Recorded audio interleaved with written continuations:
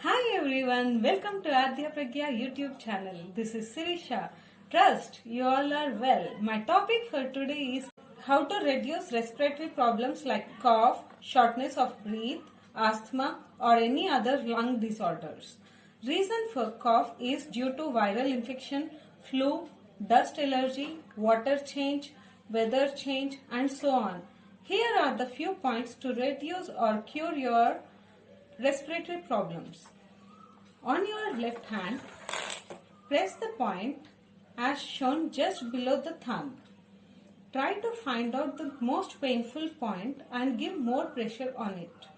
The pain is intolerable. Press the point for 10 to 20 times for every half an hour or 1 hour whenever you feel discomfort while breathing. Try not to harm your skin or palm, but you have to bear the pain to cure your respiratory problems or cough. In the same way, you can repeat the same thing in your right hand. Check out the most painful point and keep on press the points for 10 to 20 times till you get relieved from your cough or respiratory problems. Hope this video is helpful to you all.